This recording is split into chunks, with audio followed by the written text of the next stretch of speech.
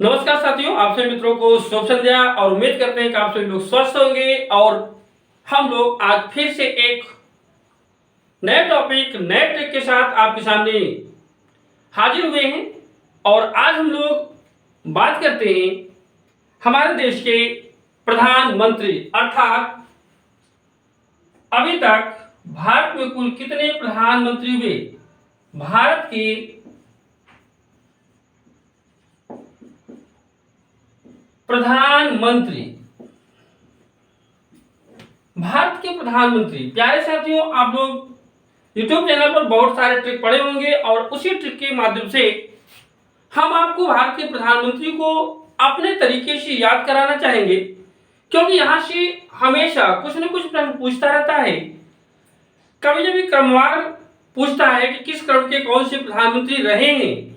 तो आज हम लोग उसकी चर्चाएं करने वाले हैं और आज आपका वीडियो अत्यंत ही मजेदार होने वाला है, बहुत ही अच्छा होने वाला है, मनोरंजक होने वाला है। और आपके लिए मैं उम्मीद नहीं, पूरी तरीके से विश्वास करता हूं कि यदि आप लोग इसे देखते हैं तो निश्चित रूप से आज भारतीय प्रधानमंत्री का जो भी है, जितने भी प्रधानमंत्री हैं, आप उन्हें निश्चित रूप से याद कर लेंगे, कभी भी उसे भूलने की गुंजाइश ही नहीं रह जाएगी। अर्थात हम लोग आज भारत के प्रधानमंत्री के विषय में देखते हैं कि हमारे देश में प्रथम प्रधानमंत्री से लेकर के वर्तमान प्रधानमंत्री श्री नरेंद्र मोदी जी तक कितने प्रधानमंत्री हुए, उनका क्या क्रम रहा। आज इसकी हम लोग चर्चाएं करते हैं और इसके लिए हमारी तरफ से आपको एक प्यारा सा ट्रिक प्रस्तुत है। उम्मीद करेंगे कि ये ट्रिक आपको पसंद आएगा। तो आइए शुरुआत करते हैं। हम लोग देर न करते हुए एक ट्रिक के माध्यम से हम लोग को ट्रिक बनता है।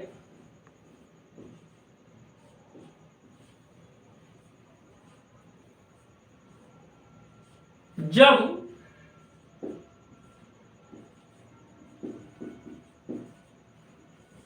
गुलजारी लाई मोच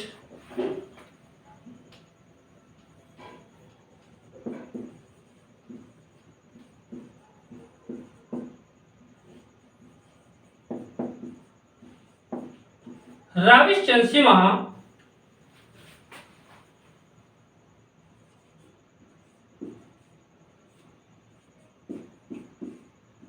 अटल देव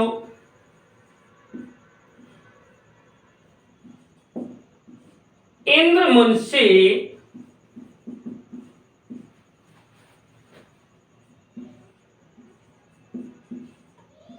नमो नमः। प्यारे साथियों, हम लोग सामने देखिए एक प्यारा सा ट्रिक पढ़ेंगे तो बहुत ही आसानी पूर्वक ये याद हो जाने वाला है। जब गुलजारी लाई मोच राविश चंद्रसिम्हा अटल देव इंद्रमन से नमो नमः। एक दो बार इसे हम लोग जब रिपीट करेंगे, इसे पढ़ेंगे, तो ये ट्रिक हम लोगों को बहुत ही आनंदित हो जाएगा, बहुत ही आसानी पूर्वक इसे हम लोग याद कर लेंगे। और जब ये ट्रिक हम लोग याद कर लेंगे तो हमारे देश के जितने भी प्रधानमंत्री हैं वे प्रधानमंत्री अपने आप स्पष्टतः याद हो जाएंगे। फिर से एक बार देखते हैं। जब गुलजारी लाई मोच राविश चंद्रसिम्हा अटल देव इंद्रमन से नमो नमः। प्यारे साथियों, यहां पर हम लोग हमारे भारत के प्रथम प्रधानमंत्री पंडित जवाहरलाल नेहरू से लेकर वर्तमान प्रधानमंत्री श्री नरेंद्र मोदी जी के कार्यकाल तक कि हम लोग चर्चाएं करने वाले हैं। साथ साथ इनके क्रम को एक व्यवस्थित ढंग से देखते हैं कि किस क्रम में ये सत्तासीन हुए और अपना कार्य किए, और इनके विषय में कौन कौन सी प्रमुख विशेषताएं हैं उनके विषय में हम लोग जानने का प्रयास करते हैं। तो आइए साथियों, पहला देखिए, इसमें सब लिखा है जब, और जब से जब हम लोग पढ़ते हैं तो पहला नाम आपका आता है श्री, या हम लोग इन्हें पंडित जवाहरलाल नेहरू। जैसे हम सभी लोग जानते हैं, बार बार पूछा भी जाता है भारत के प्रथम प्रधानमंत्री कौन थे। हमारे भारत के प्रथम प्रधानमंत्री पंडित जवाहरलाल नेहरू। दूसरा देखिए लिखा हुआ गुलजारी, कंफ्यूजन मत पालिएगा, पंडित जवाहरलाल नेहरू की मृत्यु के बाद हमारे भारत में एक अस्थायी प्रधानमंत्री की नियुक्ति की गई, जो कि श्री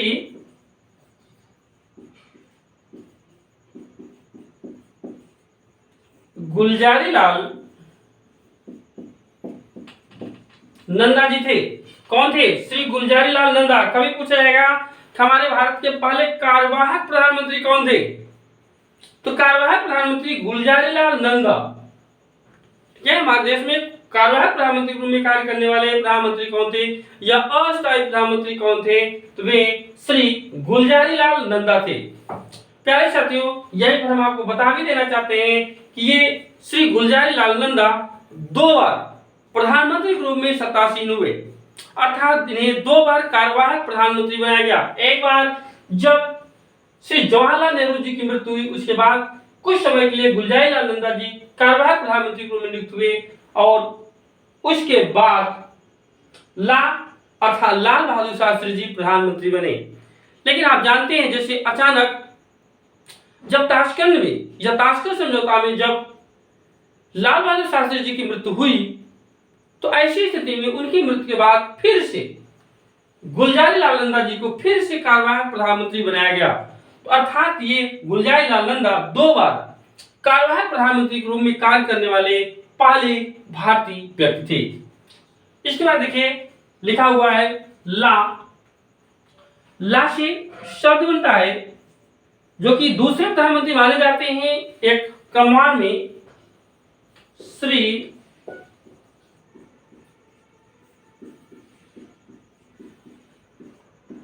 लाल बहादुर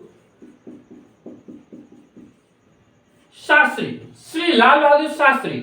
प्यारे साथियों, जैसे हम बताएं आपको, लाल बहादुर शास्त्री की मृत्यु के बाद फिर से गुलजारीलाल नंदा जी प्रधानमंत्री बने, जो कि कार्यवाहक प्रधानमंत्री थे। इसके बाद सब लिखा हुआ ई, और ई से हमारे तीसरी प्रधानमंत्री श्रीमती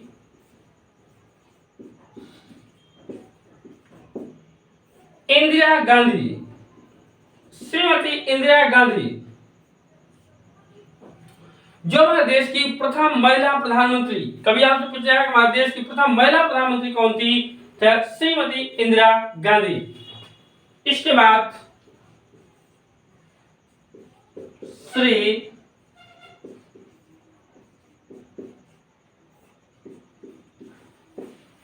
मोरारजी देसाई। मोरारजी देसाई, मो लिखा हुआ है, मो से श्री मोरारजी देसाई। अगला च से श्री चरण सिंह। अगले प्रधानमंत्री माने होते हैं श्री चरण सिंह। चरण सिंह के बाद अगले प्रधानमंत्री श्री राजीव गांधी। ध्यान रखिए, जब गुलजारी ला ई मो च रा से माने जाते हैं राजीव गांधी। फिर देखिए लिखा हुआ वी से अगले प्रधानमंत्री जो क्रम में 7वें होते हैं,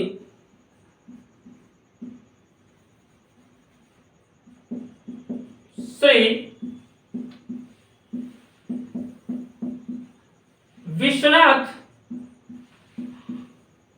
प्रताप सिंह।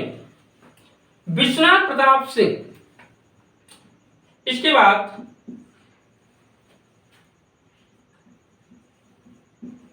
श्री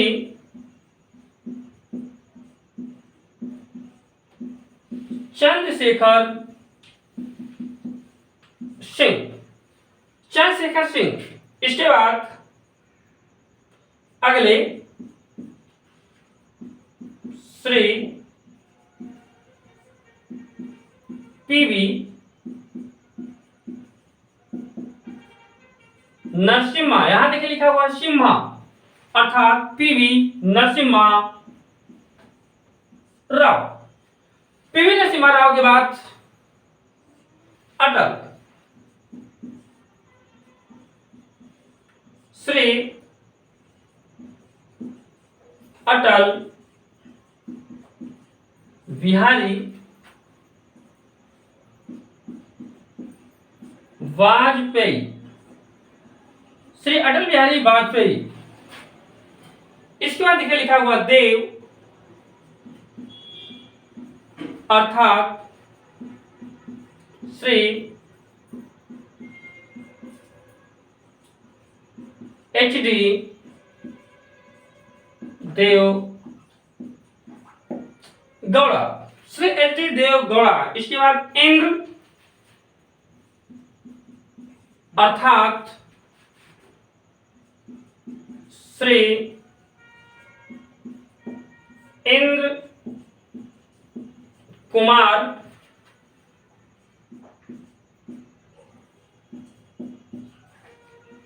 गुजराल। श्री इंद्र कुमार गुजराल। इंद्र के बाद देखिए लिखा हुआ है मन अर्थात श्री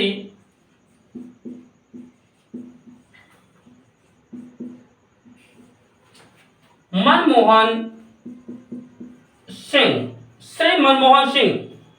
लास्ट में नमो नमः अर्थात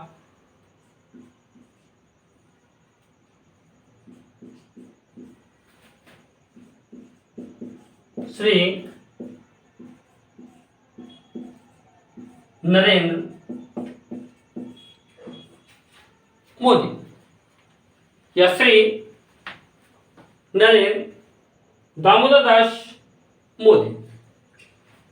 प्यारे साथियों, देखिए हमारे सामने एक टेक तैयार होता है और देखिए आपको क्रमवार लिखा गया, क्रम संख्या दी गई है। ये इनके व्यक्तिगत प्रधानमंत्रियों की क्रम है।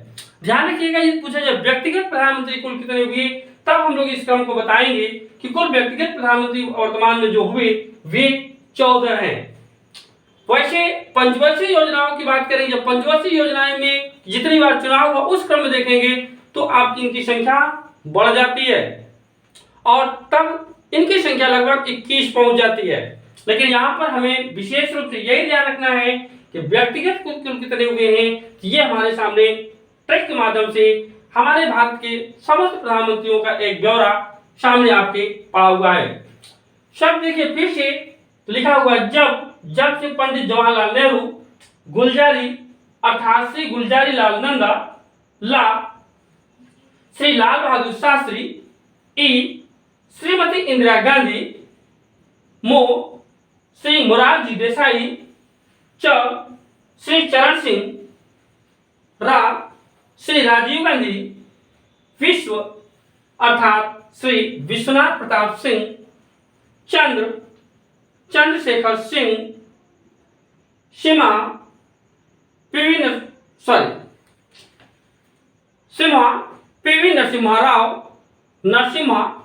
नरसिम्हा राव अटल श्री अटल बिहारी वाजपेयी देव श्री HD देव गौड़ा इंद्र श्री इंद्र कुमार गुजराल मन श्री मनमोहन सिंह और लास्ट वर्तमान प्रधानमंत्री श्री नरेंद्र मोदी जी। प्यारे साथियों, ये देखिए हमारे देश के प्रधानमंत्रियों का क्रम रहा इस तरीके से।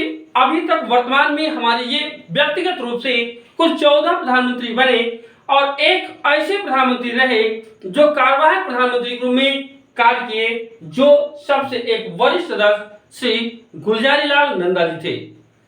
प्यारे साथियों, कभी उनसे पूछा जाता है कि भारत के प्रथम प्रधानमंत्री कौन थे, तो हमारे पंडित जवाहरलाल नेहरू जी।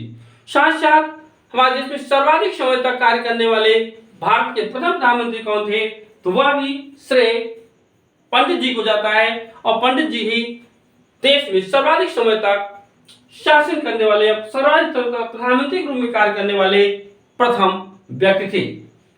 इसके बाद गुलजारी लाल नंदा जी का नंबर आता है, जिन्हें 2 बार ये कार्यवाहक प्रधानमंत्री के रूप में कार्य किए। प्यारे साथियों, दूसरी बात, नेहरू जी के विषय में आप जानते हैं कि इन्हें चाचा के नाम से संबोधित किया जाता था। तो कभी आपसे पूछा जा सकता है कि देश के वह कौन प्रधानमंत्री थे जिन्हें चाचा उपनाम से संबोधित किया जाता था। ये हमारे पंडित जवाहरलाल नेहरू जी, जिन्हें हम चाचा नेहरू के नाम से बुलाते हैं। तो एक प्रकार से देखिए तो इनकी उपाधि एक प्रकार हो जाती है चाचा, चाचा नेहरू किसे कहा जाता था? पंडित जवाहरलाल नेहरू जी को। दूसरे क्रम में आने वाले श्री लाल बहादुर शास्त्री जी, बताया जाता है कि जवाहरलाल नेहरू जी की मृत्यु के बाद श्री लाल बहादुर शास्त्री जी देश के दूसरे प्रधानमंत्री के रूप में नियुक्त हुए। ये एक छोटे कद के बहुत ही शांत स्वभाव के पुरुष थे, इसलिए श्री लाल बहादुर शास्त्री जी को शांत पुरुष, ध्यान रखिएगा, इन्हें शांत पुरुष उपनाम से संबोधित किया जाता है। कभी पूछा जाएगा कि वे कौन से प्रधानमंत्री थे, कौन प्रधानमंत्री थे जिन्हें शांत पुरुष कहा जाता है? क्या कहा जाता है? शांत पुरुष। ठीक है, इसका यह मतलब नहीं था कि हमेशा मौन रहा करते थे। इसका सिर्फ मतलब इतना है कि ये स्वभाव से अत्यंत शांत हुआ करते थे, स्वभाव से अत्यंत ये गंभीर व्यक्ति हुआ करते थे, इसलिए इन्हें शांत पुरुष के नाम से संबोधित किया जाता है। और इसकी विशेषता दिखाई देती है कि जब श्री लाल बहादुर शास्त्री जी प्रधानमंत्री बने तो एक बार पाकिस्तान के दिमाग में चढ़ा कि इस समय भारत में एक कमजोर प्रधानमंत्री है, इनके, क्योंकि कोई व्यक्ति शांत होता है तो व्यक्ति उसको कमजोर मान लेते हैं।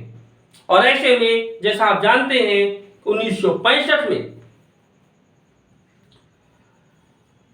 स्थिति आई कि पाकिस्तान ने भारत पर हमला किया, और जब भारत पर हमला किया तो उस समय ये शांत पुरुष पूरी तरीके से अपने एक दूसरे रूप में आए और भारतीय सैनिकों को पूरी छूट दिया कि इन कबायली पाकिस्तानी को ढूंढ ढूंढ कर मारो। और समय ऐसा आया कि पाकिस्तानी सेना, पाकिस्तानी राष्ट्र मुंह छिपाने के लिए विवश हुआ और हमारी भारतीय सेना पूरी तरीके से पाकिस्तान के ऊपर चढ़ गई। और उस समय पाकिस्तान को समझ में आया कि इस समय भारत का प्रधानमंत्री कौन है। तो ये हमारे आदरणीय श्री लाल बहादुर शास्त्री जी रहे, जिनका रूप उस समय पाकिस्तान ने देखा। जबकि ये बेहद ही शांत पुरुष हुआ करते थे, तो इनका उपनाम शांत पुरुष लाल बहादुर शास्त्री जी। इसके बाद तीसरे क्रम में श्रीमती इंदिरा गांधी, जो भारत की प्रथम महिला प्रधानमंत्री थी। भारत की प्रथम महिला प्रधानमंत्री कौन थी? तो श्रीमती इंदिरा गांधी। दूसरी विशेषता रही है कि ये भारत की प्रथम प्रधानमंत्री थी जो कि राज्यसभा सदस्य होते हुए प्रधानमंत्री के रूप में नियुक्त हुई, अर्थात जिस समय ये प्रधानमंत्री बनी उस समय ये राज्यसभा सदस्य थी। साथ साथ श्रीमती इंदिरा गांधी को आयरन लेडी कहा जाता है, आयरन लेडी, लौह महिला। जिस तरीके से कभी आपसे पूछा जाता है कि लौह पुरुष किसे कहा जाता है, तो हमारे भारत के लौह पुरुष सरदार वल्लभ भाई पटेल जी को कहा जाता है। ठीक उसी तरीके से भारत की आयरन महिला किसे कहते हैं, लौह महिला किसे कहते हैं, आयरन लेडी किसे कहा जाता है, तो वह श्रीमती इंदिरा गांधी। अब बात आती है कि श्रीमती इंदिरा गांधी जी को आयरन लेडी क्यों कहा जाता है, तो उसके पीछे दो कारण रहे हैं। सबसे बड़ा कारण रहा है कि श्रीमती इंदिरा गांधी ही देश की पहली ऐसी प्रधानमंत्री थी जिन्होंने पोखरण में परमाणु परीक्षण किया। परमाणु परीक्षण कराने वाली प्रथम भारतीय प्रधानमंत्री कौन थी? तो वह इंदिरा गांधी थी, जिन्होंने पोखरण में अपने राष्ट्र की कमजोरी को न देखते हुए एक अपनी सेना को सशक्त बनाने के लिए पोखरण में परमाणु परीक्षण किया। और इनके परमाणु परीक्षण और उनके उत्साह से इन्हें आयरन लेडी के नाम से बुलाया गया। दूसरी बात कि इन्होंने पूर्वी पाकिस्तान को पाकिस्तान से अलग करके एक बांग्लादेश नामक देश के रूप में सामने लाया, जिसमें इन्होंने महत्वपूर्ण भूमिका अदा की और इस वजह से इन्हें आयरन लेडी के नाम से बुलाया जाता है। इंदिरा गांधी जी के बाद श्री मोरारजी देसाई, श्री मोरारजी देसाई देश के प्रधानमंत्री बने। कभी आपसे ये पूछा जाता है कि भारत के वे प्रथम प्रधानमंत्री कौन थे जो कांग्रेसी नहीं थी, अर्थात गैर कांग्रेसी प्रथम प्रधानमंत्री कौन थे? तो गैर कांग्रेसी प्रथम प्रधानमंत्री मोरारजी देसाई थे। श्री मोरारजी देसाई गैर कांग्रेसी प्रथम प्रधानमंत्री थे जो कि जनता दल सरकार की ओर से, या कह सकते हैं कि जनता दल पार्टी की ओर से एक संयुक्त गठबंधन की सरकार बनाए और इसमें मोरारजी देसाई प्रधानमंत्री के रूप में नियुक्त हुए। अर्थात कह सकते हैं कि यही मोरारजी देसाई पहले व्यक्ति थे जो कि कांग्रेस के एक परंपरागत सत्ता को हटा करके ये खुद प्रधानमंत्री के रूप में नियुक्त हुए। लेकिन बताया जाता है कि यही ये पहले प्रधानमंत्री भी थे जो कि सदन में विश्वास मत हासिल नहीं कर सके और विश्वास मत हासिल न करने के कारण इन्हें अपने पद को त्यागपत्र देना पड़ा और इनके स्थान पर दूसरे गैर कांग्रेसी ही श्री चरण सिंह प्रधानमंत्री बने। श्री चरण सिंह, आप साथियों श्री चरण सिंह का या चौधरी चरण सिंह जी का नाम सुने होंगे। ये एक प्रसिद्ध व्यक्ति रहे हैं और श्री चौधरी चरण सिंह की स्थिति रही है कि इन्हें धरती पुत्र के नाम से, या कह सकते हैं कि इनको किसान पुत्र के नाम से बुलाया जाता है। किसान पुत्र, कभी आपसे पूछा जाएगा कि किसान पुत्र किसे कहा जाता है, तो किसान पुत्र का क्या नाम चौधरी चरण सिंह के नाम से जुड़ा हुआ है। चौधरी चरण सिंह ये देश के ऐसे प्रधानमंत्री रहे हैं जो कि हमेशा खेती से जुड़े रहे हैं और इनका पहला उद्देश्य किसानों से रहा है। प्यारे साथियों, इनके विषय में कहानी बताई जाती है कि एक बार ये, जो कि जानते हैं आप लोग, ये सहारनपुर के रहने वाले थे।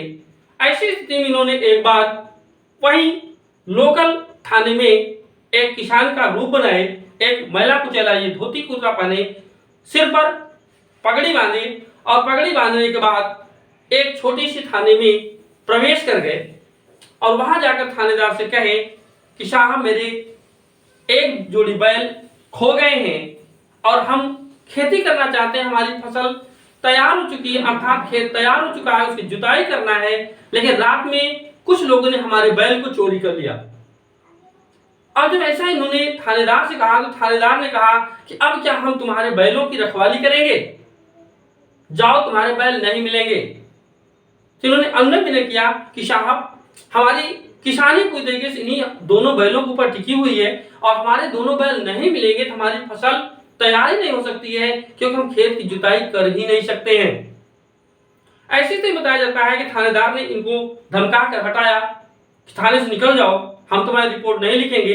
लेकिन जब ये निकलने लगे तो एक पुलिस वाले ने इन्हें बुलाया और उनसे ये कहा कि यदि आप कुछ पैसे की व्यवस्था करें आपका रिपोर्ट लिखी जा सकती है। और ऐसे ही बताया जाता है कि इन्होंने अपने जेब से कुछ पैसे निकाले और उस पुलिस वाले को दिए कि हमारी रिपोर्ट लिख ली जाए। और इस तरीके से पुलिस वाले ने इन्हें ले जाकर के रिपोर्ट लिखवाया और रिपोर्ट लिखाने के बाद जब इनकी सिग्नेचर की बात आई तो इन्होंने अपने जेब से एक स्टैंप निकाला और उस स्टैंप से उस पर अपनी मुहर लगाई और अपना सिग्नेचर किया, चौधरी चरण सिंह। और इस प्रकार से जब पुलिस कोतवाल ने उस पर स्टैंप पर भारतीय प्रधानमंत्री के नाम देखा और चौधरी चरण सिंह के नाम देखा तो पूरी तरीके से बौखला गया, लेकिन उन्होंने उससे कोई रियायत नहीं की और पूरे थाने को निलंबित कर दिया और ये कहते हुए कि जब इस प्रकार की स्थिति है, हम गरीबों के साथ ऐसा व्यवहार करते हैं, उनसे हम घूस लेते हैं, तो हमारे देश में क्या स्थिति बनेगी। इस प्रकार के ये हमारे देश के ऐसे प्रधानमंत्री थे जो कि जनता से, गरीबों से जुड़े हुए थे, इसलिए इन्हें हम लोग किसान पुत्र के नाम से संबोधित करते हैं। चौधरी चरण सिंह जी के बाद फिर से कांग्रेस सरकार अर्थात जनता दल सरकार एक बार हटी और फिर से कांग्रेस सरकार सत्ता में आई, क्योंकि उस समय एक आंधी चली, क्योंकि इसके बाद इंदिरा गांधी जी की मृत्यु हुई। इंदिरा गांधी जी सत्ता में आई, इंदिरा गांधी जी की मृत्यु हुई और इंदिरा गांधी जी की मृत्यु होने के बाद उनके सुपुत्र, उनके पुत्र श्री राजीव गांधी देश के प्रधानमंत्री बने। प्रश्न कभी आपसे पूछा जाता है कि भारत के वह प्रथम प्रधानमंत्री जो प्रधानमंत्री नियुक्त होते समय किसी भी सदन का सदस्य नहीं था, ये हमारे श्री राजीव गांधी जी रहे।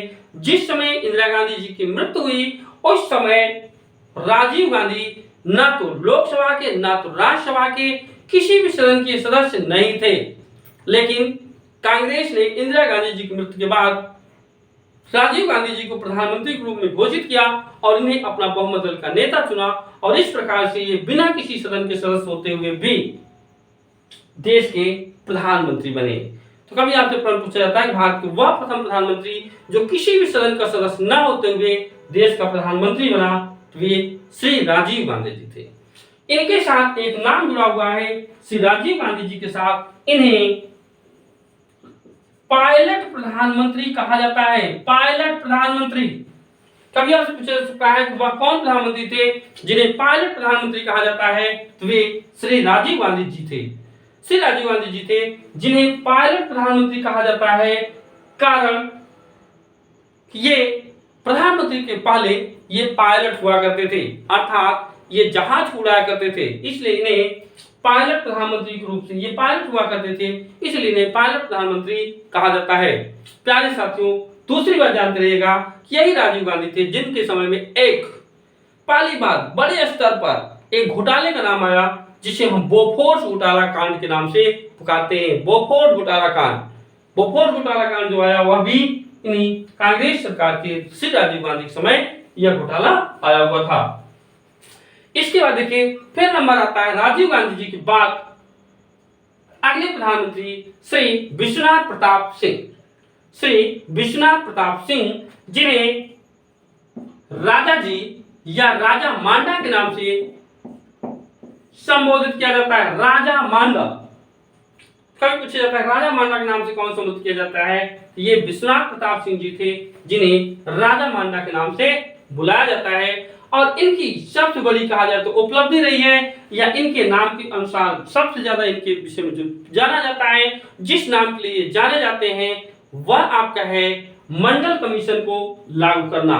अर्थात विश्वनाथ प्रताप सिंह जी थे जिन्होंने 1992 ईस्वी में मंडल कमीशन को लागू किया, अर्थात बीपी मंडल आयोग की सिफारिशों को लागू करने वाले या ओबीसी को आरक्षण प्रदान करने वाले प्रधानमंत्री कौन थे, तो ये विश्वनाथ प्रताप सिंह थे। इसके बाद विश्वनाथ प्रताप सिंह के बाद अगले प्रधानमंत्री श्री चंद्रशेखर जी। श्री चंद्रशेखर जी आए जिन्हें युवा तुर्क के नाम से बुलाया जाता है। युवा तुर्क, ध्यान रखिएगा साथियों, ये बात प्रश्न बार बार पूछा जाता है कि किसे युवा तुर्क कहा जाता है, तो हमारे चंद्रशेखर सिंह जी थे जिन्हें युवा तुर्क के नाम से बुलाया जाता है। इसके बाद कांग्रेस सरकार फिर से सत्ता में आई और कांग्रेस सरकार के समय पीवी नरसिम्हा राव सत्ता में आए। कौन? पीवी नरसिम्हा राव। इस तरीके से पीवी नरसिम्हा राव फिर से सत्ता में आए और यही पीवी नरसिम्हा राव थे जिस समय भारत अत्यंत ही आर्थिक मंदी में डूब गया। सर्वाधिक समय तक आर्थिक मंदी में डूबने वाला देश की जिस समय आर्थिक स्थिति खराब हुई, उस समय हमारे देश में प्रधानमंत्री पीवी नरसिम्हा राव जी थे और उस समय हमारे देश के अर्थशास्त्री या कह सकते हैं कि वित्त मंत्री डॉक्टर मनमोहन सिंह जी थे, जिन्होंने किसी प्रकार से हमारे भारतीय अर्थव्यवस्था को अर्थात भारत को वित्तीय आपात से बचाया। कभी पूछा जा सकता है कि वह देश के कौन से प्रधानमंत्री थे जिनके समय भारत की स्थिति, भारत की दशा वित्तीय आपातकाल जैसी हो गई थी, तो वे पीवी नरसिम्हा राव जी थे। इसके बाद कभी आपसे प्रश्न पूछा जाता है कि भारत की वह प्रधानमंत्री जो पूर्णतः गैर कांग्रेसी थे, अर्थात जो कभी भी कांग्रेस के सदस्य नहीं रहे थे, वे ऐसे प्रथम प्रधानमंत्री श्री अटल बिहारी वाजपेयी जी थे।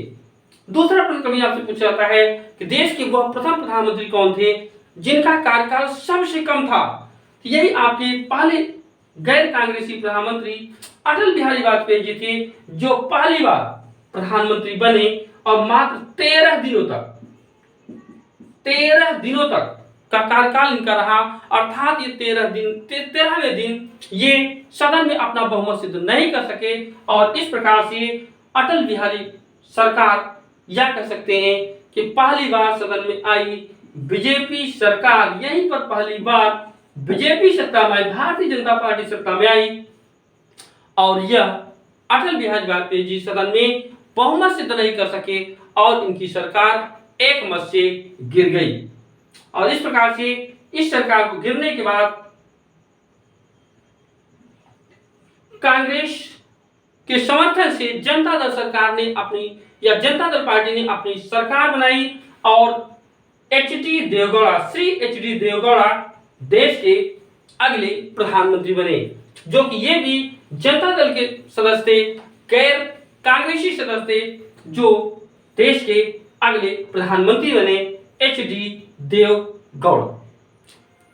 इनके विषय में पूछा जाता है कि वह देश के पहले प्रधानमंत्री कौन थे जो प्रधानमंत्री बनते समय विधानसभा सदस्य थे।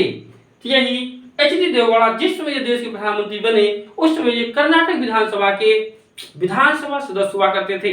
इन्होंने कर्नाटक विधानसभा से सदस्यता से त्याग पत्र देकर ये देश के प्रधानमंत्री बने और राज्यसभा सदस्य के रूप में निर्वाचित हुए। ये हमारे थे एच.डी. देवगौड़ा। इनके कार्यकाल के बाद, इनकी कार्यकाल समाप्ति के बाद, क्योंकि बीच में ही कांग्रेस सरकार ने समर्थन वापस लिया, एच.डी. देवगौड़ा सरकार समाप्त हुई और फिर से कांग्रेस के समर्थन से श्री इंद्र कुमार गुजराल ने अगली सरकार बनाई।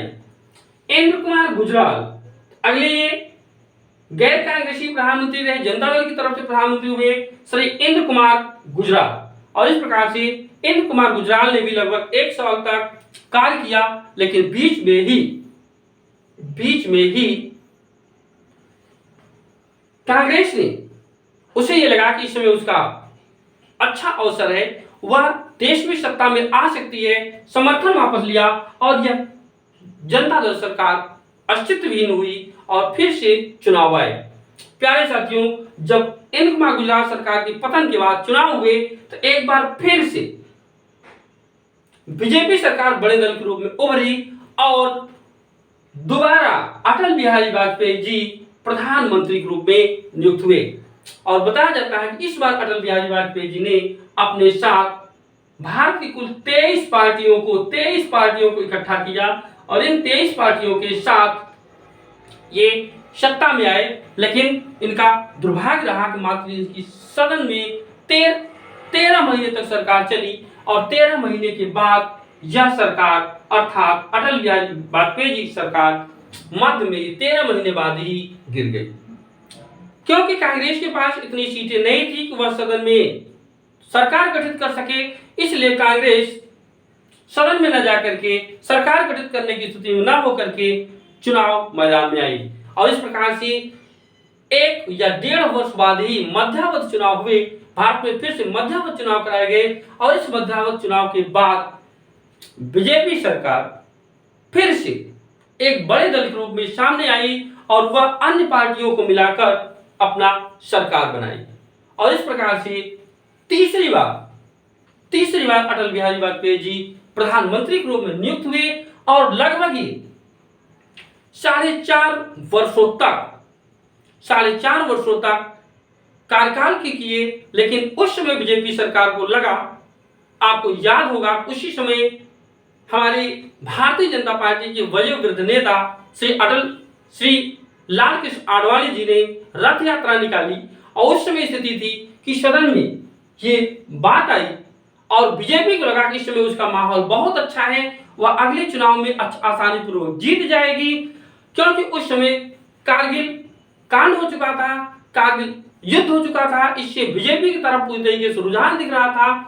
और ऐसी स्थिति में 4.5 साल में ही अटल बिहारी वाजपेयी जी ने प्रधान राष्ट्रपति से सदन को भंग करने की सिफारिश कर दी और इस तरीके से लोकसभा 4.5 साल में भंग हुआ और चुनाव हुआ। लेकिन चुनाव के बाद जो परिणाम आया वह अप्रत्याशित रहा और बीजेपी सरकार पूरी तरीके से सत्ता से बाहर हुई और एक बार फिर से कांग्रेस सरकार सत्ता में आई, क्योंकि उस समय श्रीमती सोनिया गांधी की कांग्रेस में वापसी हो चुकी थी और सोनिया गांधी का ऐसा माहौल बना कि पूरी तरीके से बीजेपी चित्त हुई, कांग्रेस सत्ता में आई। लेकिन जब प्रधानमंत्री की बात आई, सोनिया गांधी को विदेशी कहते हुए प्रधानमंत्री पद से इनकार किया गया और इस तरीके से सोनिया गांधी ने खुद प्रधानमंत्री न बन करके अपने सबसे एक योग्य व्यक्ति डॉक्टर मनमोहन सिंह जी को प्रधानमंत्री बनाया।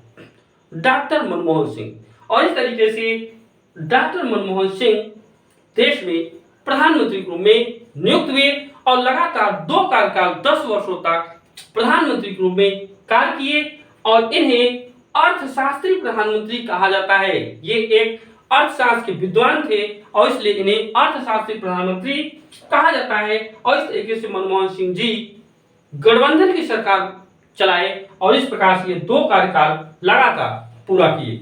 और इसके बाद एक फिर से लहर आई बीजेपी की, क्योंकि उस समय कहा जाए तो बीजेपी का एक ऐसा नेता, ब्रांड नेता सामने आ चुका था और इस प्रकार से मोदी जी ने, या कह सकते हैं कि पूरा तरीके से भारत में मोदी मैजिक काम किया और कांग्रेस को पूरी तरीके से शिकस्त करते हुए बीजेपी सरकार पूरी तरीके से पूर्ण बहुमत की सरकार बनाई और श्री दामोदर दास मोदी जी देश के अगले प्रधानमंत्री बने और जो आज तक वर्तमान तक अपने पद पर सत्तासीन है। तो प्यारे साथियों, ये देखिए कुछ प्रधानमंत्री हमारे देश के कौन कौन से प्रधानमंत्री रहे, इनकी प्रमुख रूप से कौन कौन सी विशेषताएं रही, इसके विषय में हम लोग चर्चाएं की। उम्मीद करते हैं कि आप लोग इन बातों को समझने का प्रयास किए होंगे। तो निश्चित रूप से अब आपको भारतीय प्रधानमंत्रियों को लेकर के कोई भी कंफ्यूजन नहीं रह जाएगा और आप लोग अच्छी तरीके से कभी भी इस प्रकार के प्रश्न पूछे जाते हैं तो आप आसानी पूर्वक उनको हल करेंगे। इस उम्मीद के साथ धन्यवाद।